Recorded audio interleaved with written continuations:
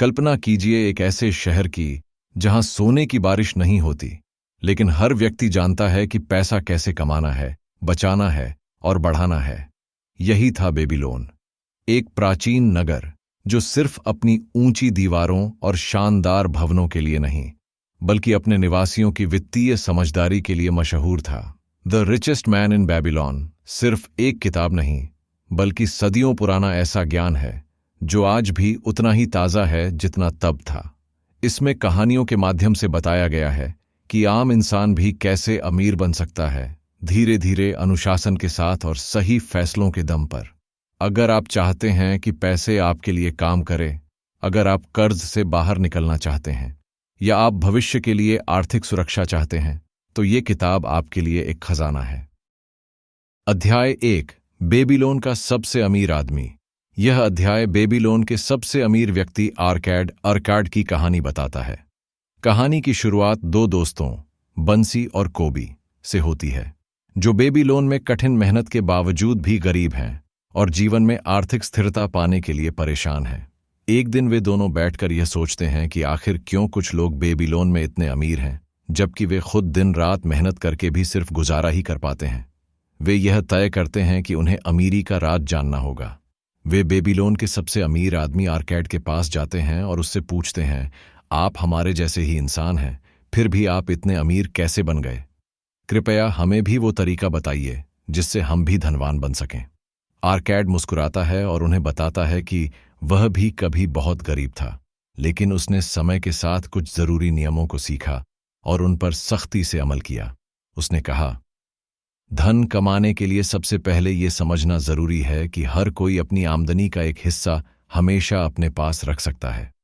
अर्काड बताता है कि जब वह एक युवा लेखक था, तब उसने यह नियम सीखा कि चाहे जितनी भी कमाई हो, उसका कम से कम 10% हिस्सा खुद के लिए अलग रखना चाहिए, यानी बचत करनी चाहिए।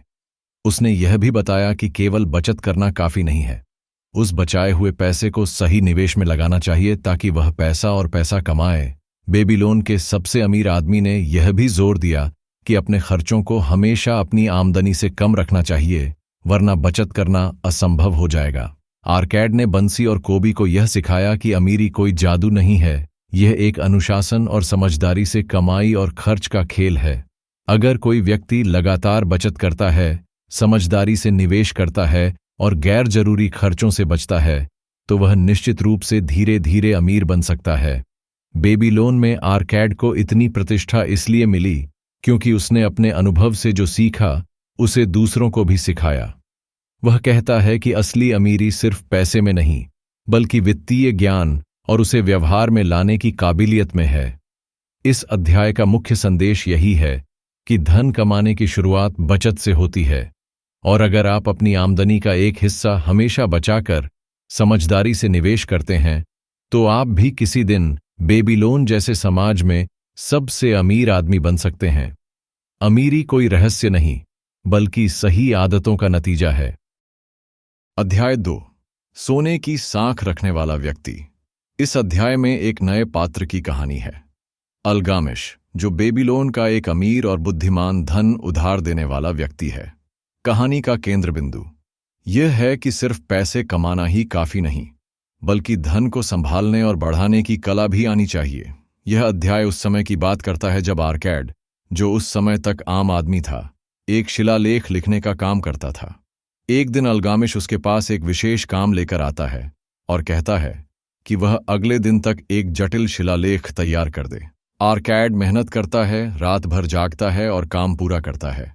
अपने वादे के अनुसार अल्गामिश उसे पुरस्कार देता है, लेकिन अर्काड उससे एक और चीज मांगता है, धन कमाने का रहस्य। अल्गामिश हंसता है और फिर उसे वो ज्ञान देता है जो उसकी जिंदगी बदल देता है। वह कहता है, पहले अपने लिए काम करो, फिर दूसरों के लिए। मतलब यह कि हर महीने अपनी कमाई का कम से कम 10वां हिस्सा पहले अपने पास रखो, चाहे जितनी भी कमाई हो। अर्काड उस सलाह को मानता है और हर महीने बचत करना शुरू कर देता है, लेकिन जल्द ही वह गलती करता है। वह अपनी बचत को एक ईंट बनाने वाले के पास निवेश कर देता है, जो व्यापार की समझ नहीं रखता था। नतीजा यह होता है कि उसकी पूरी बचत डूब जाती है। जब अल्गामिश अगली बार आता है, तो आर्कैड उसे अपनी गलती बताता है। अल्गामिश मुस्कुराकर कहता है, मत भूलो, सोने की साख रखने वाला वही होता है जो सोने को समझदारी से खर्च करे। मतलब यह कि सिर्फ बचत करने से कुछ नहीं होगा, बचत को सही व्यक्ति और सही जगह पर निवेश करना भी उतना ही जरूरी है। फिर अल्गामिश आर्कैड को सिखाता है कि जब तुम पैसे को सही जगह लगाओगे तो वह खुद भी और पैसा कमाएगा, और फिर वह पैसा भी पैसा कमाएगा। यही है सोने की साख, यानी पैसे को ऐसा बनाना कि वह तुम्हारे लिए काम करे। इस अध्याय का सार यह है: 1. पहले अपने लिए बचत करो, कम से कम 10%। 2. बचत को कभी व्यर्थ खर्च मत करो। 3. अपने पैसे को बुद्धिमान निवेश में लगाओ, उन लोगों के साथ जो उस काम को अच्छी तरह समझते हों। 4. धन को काम पर लगाओ ताकि वह और धन पैदा करे। बेबीलोन में यह शिक्षा हर किसी के लिए जरूरी मानी जाती थी, क्योंकि लोग मानते थे कि असली अमीरी पैसों को पैदा करने की क्षमता में है, न कि सिर्फ उसे इकट्ठा करने में। यह अध्याय एक सशक्त संदेश देता है कि पैसा कमाना आसान है, लेकिन उसे बचाना, संभालना और बढ़ाना ही असली समझदारी है। यही कारण है कि अल्गामिश को सोने की साख रखने वाला व्यक्ति कहा गया। अध्याय 3, बेबीलोन का सबसे भाग्यशाली व्यक्ति। यह अध्याय बेबीलोन के एक साधारण गुलाम शारू नादा की प्रेरणादायक कहानी है, जो अपनी मेहनत, समझदारी और अवसर को पहचानने की क्षमता के बल पर बेबीलोन का सबसे भाग्यशाली व्यक्ति बनता है। यह अध्याय हमें सिखाता है कि भाग्य सिर्फ इंतजार करने से नहीं आता, बल्कि वह खुद बनाया जाता है, सही फैसलों और लगातार कोशिशों से। कहानी की शुरुआत तब होती है जब शारू नादा एक युवा लड़के के साथ बेबीलोन लौट रहा होता है। यह लड़का किसी अमीर व्यापारी का पोता होता है और उसका मानना है कि पैसे कमाने के लिए सिर्फ भाग्य की जरूरत होती है। लेकिन शारू नादा उसे अपने जीवन की सच्ची कहानी सुनाता है, ताकि वह समझ सके कि असली भाग्य मेहनत और सही सोच से बनता है। शारू नादा बताता है कि वह एक समय पर गुलाम था। उसे बेबीलोन में एक व्यापारी ने खरीद लिया था, लेकिन उसने कभी हार नहीं मानी। उसने मेहनत की, मालिक का भरोसा जीता और अपने काम में ईमानदारी दिखाई। उसका मालिक उसकी लगन और ईमानदारी से इतना प्रभावित हुआ कि उसे व्यापार में भागीदार बना लिया। धीरे धीरे शारू नादा ने न सिर्फ अपनी गुलामी से आज़ादी हासिल की, बल्कि एक सफल और सम्मानित व्यापारी भी बन गया। वह लड़के को समझाता है कि बेबीलोन में कई ऐसे लोग थे जिनके पास मौका था, लेकिन उन्होंने उसे पहचाना नहीं। दूसरी ओर उसने हर छोटे मौके को पकड़ा, उसे जिम्मेदारी से निभाया और हर दिन खुद को बेहतर बनाने की कोशिश की। यही उसकी असली भाग्यशाली सोच थी। शारू नादा कहता है, मैं बेबीलोन का सबसे भाग्यशाली व्यक्ति इसलिए नहीं बना क्योंकि मुझे किस्मत ने मौका दिया, बल्कि इसलिए क्योंकि जब भी कोई मौका सामने आया, मैंने उसका फायदा उठाया और खुद को उस लायक बनाया कि मुझे भरोसेमंद जिम्मेदारियां मिलें। इस अध्याय का मुख्य संदेश यही है कि 1. सच्चा भाग्य मेहनत से बनता है, इंतजार से नहीं। 2. हर व्यक्ति के जीवन में अवसर आते हैं, लेकिन केवल वही लोग उन्हें पहचान पाते हैं जो तैयार होते हैं। 3. ईमानदारी, लगन और निरंतर सुधार ही इंसान को सम्मान और सफलता दिलाते हैं। 4. हमारा नजरिया ही तय करता है कि हम जीवन में किस दिशा में जाएंगे, शिकायतें करेंगे या अवसरों को अपनाएंगे। बेबीलोन की इस कहानी से यह सीखने को मिलता है कि अगर एक गुलाम भी ईमानदारी, मेहनत और सही सोच से सफल और अमीर बन सकता है, तो हम सभी भी अपनी परिस्थितियों से ऊपर उठ सकते हैं। इस तरह शारू नादा को बेबीलोन का सबसे भाग्यशाली व्यक्ति इसलिए कहा गया क्योंकि उसने खुद अपना भाग्य बनाया, सोच से, संघर्ष से और सीख से। अध्याय 4, बचत के 7 नियम। यह अध्याय बेबीलोन की सबसे महत्वपूर्ण और शिक्षाप्रद सीखों में से एक है। इसमें बचत और संपत्ति बनाने के 7 नियमों को विस्तार से समझाया गया है। ये 7 नियम आर्कैड द्वारा उन लोगों को सिखाए गए थे जो धन की तलाश में थे, लेकिन यह नहीं जानते थे कि शुरुआत कहाँ से करें। बेबीलोन के राजा ने आर्कैड से कहा कि वह राज्य के आम लोगों को अमीर बनने की कला सिखाए ताकि पूरा राज्य समृद्ध हो। आर्कैड ने यह प्रस्ताव स्वीकार किया और रोजाना कक्षाएं शुरू कीं, जिनमें उसने धन संचय के 7 नियम सिखाए। ये नियम आज भी उतने ही प्रभावशाली और उपयोगी हैं। 1. पहले अपने लिए भुगतान करो। हर व्यक्ति को अपनी आमदनी का कम से कम 10% हिस्सा सबसे पहले खुद के लिए बचत करना चाहिए। यह पैसा भविष्य के लिए होता है, न कि खर्च के लिए। आर्कैड ने कहा, अगर तुम अपने लिए कुछ नहीं बचाते तो तुम हमेशा दूसरों के लिए ही काम करते रहोगे। 2. अपने खर्चों पर नियंत्रण रखो। लोग अक्सर कहते हैं कि आमदनी कम है, खर्च ज्यादा है, लेकिन आर्कैड समझाता है कि हर खर्च जरूरी नहीं होता। हमें अपनी जरूरत और चाहत में फर्क समझकर खर्च को नियंत्रित करना चाहिए ताकि बचत संभव हो। 3. अपनी बचत को बढ़ाओ। बचत करके उसे सही निवेश में लगाओ ताकि वो और पैसा कमा सके। अगर आप पैसे को बस जमा करके रखेंगे तो वह नहीं बढ़ेगा, लेकिन अगर आप उसे समझदारी से निवेश करेंगे तो वह आपको धन के बच्चे यानी ब्याज के रूप में और पैसा देगा। 4. नुकसान से अपने धन की रक्षा करो। आर्कैड कहता है कि मूर्खतापूर्ण योजनाओं में निवेश मत करो। कोई भी निवेश करने से पहले उसके जोखिम, अनुभव और लाभ को अच्छे से समझो। भरोसेमंद सलाहकारों की सलाह लो। 5.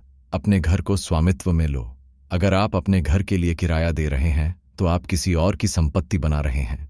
कोशिश करो कि स्वयं का घर खरीदो, जिससे आपका खर्च कम होगा और मानसिक संतोष भी मिलेगा। 6. भविष्य के लिए योजना बनाओ। अपने बुढ़ापे और परिवार की जरूरतों के लिए पहले से योजना बनाओ। बीमा, पेंशन और दीर्घकालिक निवेश ऐसे साधन हैं जो बेबी लोन में भी माने जाते थे और आज भी जरूरी हैं। 7. खुद को लगातार अधिक योग्य बनाओ। अपने कौशल, ज्ञान और योग्यता को बढ़ाते रहो। जितना अधिक कुशल बनोगे उतना अधिक पैसा कमा सकोगे। बेबी लोन में भी वही व्यक्ति अमीर हुआ जो लगातार सीखता रहा। इस अध्याय का सार यही है कि धन सिर्फ किस्मत या मेहनत से नहीं आता, बल्कि सही आदतों और नियमों से आता है। अगर कोई व्यक्ति इन 7 नियमों को अपनाता है और नियमित रूप से पालन करता है तो वह चाहे किसी भी परिस्थिति में हो, वह धीरे धीरे आर्थिक रूप से मजबूत और स्वतंत्र हो सकता है। बेबी लोन के ये नियम आज भी उतने ही सत्य हैं जितने हजारों साल पहले थे। यही कारण है कि इस अध्याय को बचत की चाबी माना जाता है। अध्याय 5, सुनहरा अवसर और उसका महत्व। यह अध्याय बेबीलोन की एक और बेहद प्रेरणादायक और जीवन बदलने वाली सीख देता है। अवसर की पहचान और उसका सही समय पर उपयोग।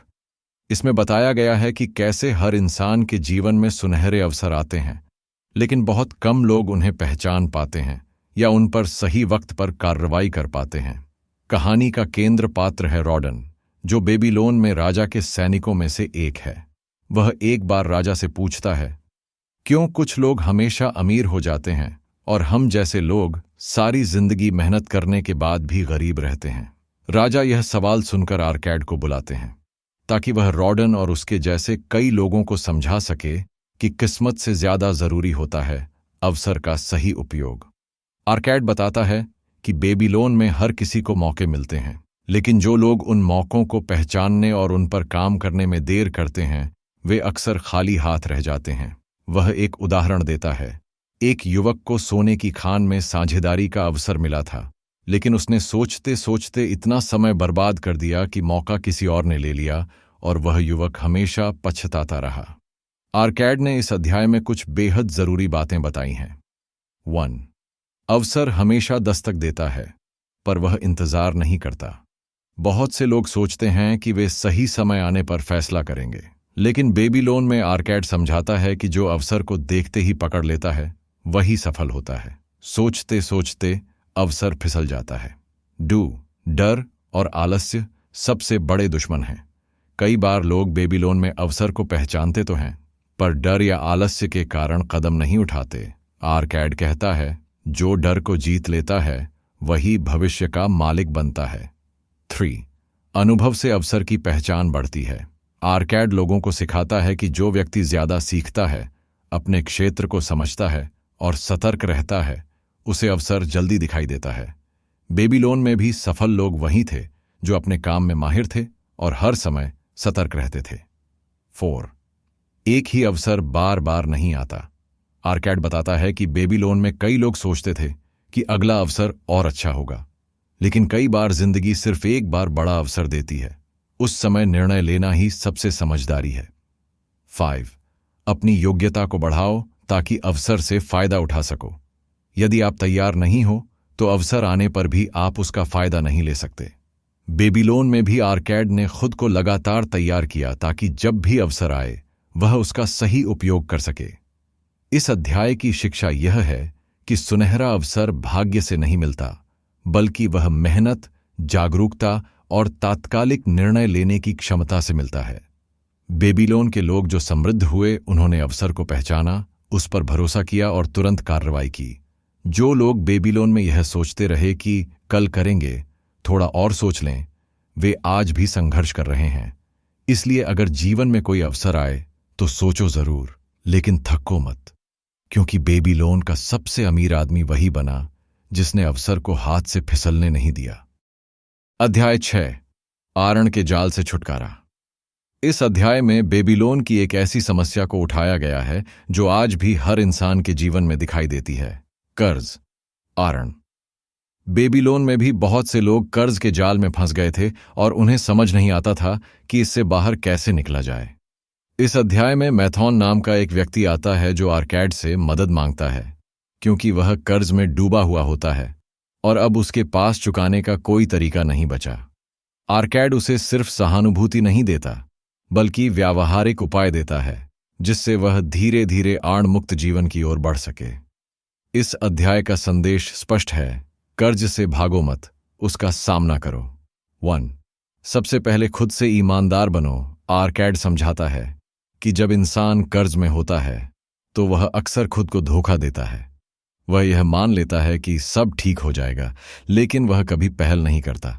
बेबीलोन में आर्कैड कहता है, अगर तुम कर्ज चुकाना नहीं चाहते तो तुम कभी आजाद नहीं हो सकते। 2. खर्च का लेखा जोखा बनाओ। मैथॉन को आर्कैड एक सलाह देता है, हर दिन के खर्च और आय का हिसाब लिखो। इससे यह पता चलेगा कि पैसा कहाँ जा रहा है और कहाँ से बचाया जा सकता है। यही पहला कदम है कर्ज से बाहर निकलने का। 3. अपनी आय का एक हिस्सा आण चुकाने के लिए अलग करो। आर्कैड मैथॉन को कहता है कि वह अपनी आमदनी का कम से कम 20% हिस्सा आरण चुकाने के लिए रखे, 10% बचत के लिए और बाकी खर्च के लिए। इससे धीरे धीरे आरण कम होने लगेगा और आत्मविश्वास बढ़ेगा। चोर, कर्ज देने वालों से संवाद करो। बेबीलोन में भी आर्कैड ने बताया कि यदि तुम अपने कर्जदाताओं से मिलकर ईमानदारी से एक योजना बताओ तो वे भी सहयोग करते हैं। जब वे देखेंगे कि तुम वास्तव में भुगतान करने की कोशिश कर रहे हो तो वे समय देने को तैयार हो जाते हैं। 5. नई उधारी से बचो। जब तक पुराना आरण खत्म न हो, कई लोग पुराना कर्ज चुकाने के लिए नया कर्ज लेते हैं। आर्कैड चेतावनी देता है कि यह सबसे बड़ा जाल है। बेबीलोन में भी जो लोग इस चक्र में फंसे वे कभी आजाद नहीं हो सके। 6. अपने जीवन शैली में सादगी लाओ। कर्ज से निकलने के लिए जीवन में सादगी, अनुशासन और त्याग जरूरी है। जब तक हम अपने शौक और दिखावे के खर्च नहीं घटाएंगे, कर्ज खत्म नहीं होगा। आर्कैड मैथॉन को सिखाता है कि थोड़े में जीना भी एक कला है। 7. आत्मसम्मान मत खो। कर्ज में डूबा व्यक्ति अक्सर खुद को छोटा महसूस करता है, लेकिन आर्कैड कहता है, जो इंसान अपनी जिम्मेदारियां निभाने की कोशिश करता है वह कभी छोटा नहीं होता। बेबीलोन में भी सम्मान उन लोगों को मिला जिन्होंने अपनी हालत स्वीकार की और समाधान खोजा।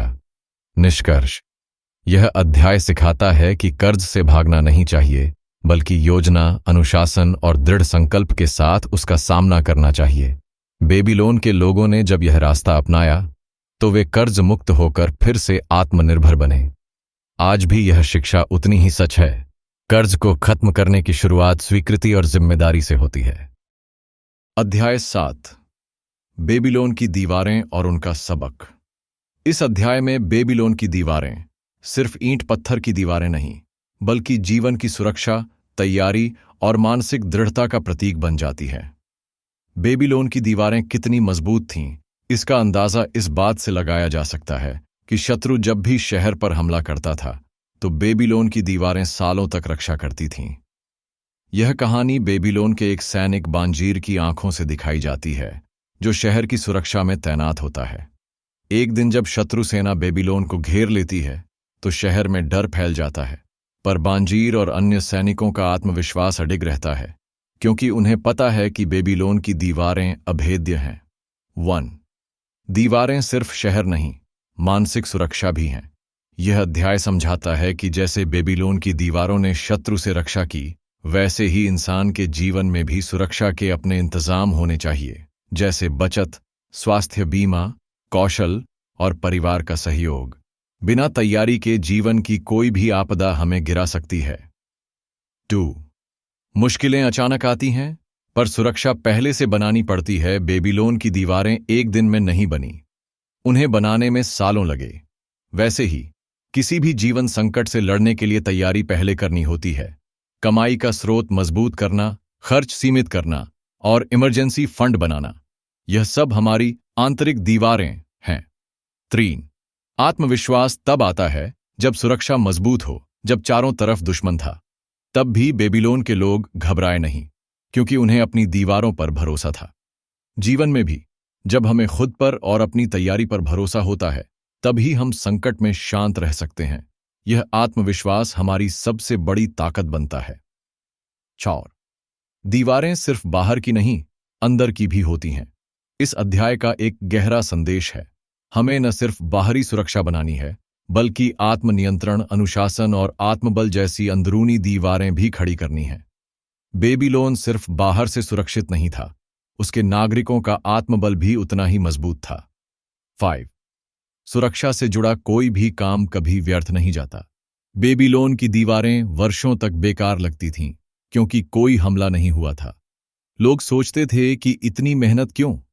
लेकिन जिस दिन हमला हुआ, उन दीवारों ने लाखों जानें बचाईं। वैसे ही जीवन में भी हमारी बनाई हुई सुरक्षा व्यवस्था कभी कभी देर से उपयोगी लगती है, लेकिन वक्त आने पर वही सबसे जरूरी साबित होती है। निष्कर्ष: बेबीलोन की दीवारें हमें यह सिखाती हैं कि अगर हम जीवन में स्थायित्व, शांति और सुरक्षा चाहते हैं, तो तैयारी आज से शुरू करनी होगी। खतरा कब आएगा, कोई नहीं जानता, पर अगर हमारे पास अपनी दीवारें हैं, तो हम किसी भी तूफान का सामना कर सकते हैं। जैसे बेबीलोन की दीवारें सैकड़ों साल तक लोगों की रक्षा करती रहीं, वैसे ही हमारी आदतें, बचत और आत्मबल जीवन की सबसे बड़ी रक्षा बन सकते हैं। बेबीलोन अब इतिहास का हिस्सा है, लेकिन उसके सबक आज भी हमारे जीवन में उतने ही जरूरी हैं। आर्कैड, डाबासीर, बांजीर और मैथॉन जैसे पात्र हमें ये सिखाते हैं कि आमदनी चाहे कम हो, पर समझदारी से जीकर इंसान अमीर बन सकता है। यह किताब हमें पैसे के पीछे भागना नहीं सिखाती, बल्कि यह सिखाती है कि पैसे को कैसे पकड़ा जाए, संभाला जाए और सही जगह लगाया जाए। ये कहानियां हमें धैर्य, अनुशासन और संकल्प का महत्व समझाती हैं, और ये सब उस दौड़ में काम आते हैं जहां हम वित्तीय आजादी की ओर बढ़ रहे होते हैं। अब फैसला आपके हाथ में है। आप भी अपने जीवन में बेबीलोन की दीवारें बना सकते हैं, मजबूत, टिकाऊ और सुरक्षित, क्योंकि अंत में समृद्धि किसी चमत्कार से नहीं आती, वह ज्ञान, मेहनत और सही निर्णयों का परिणाम होती है।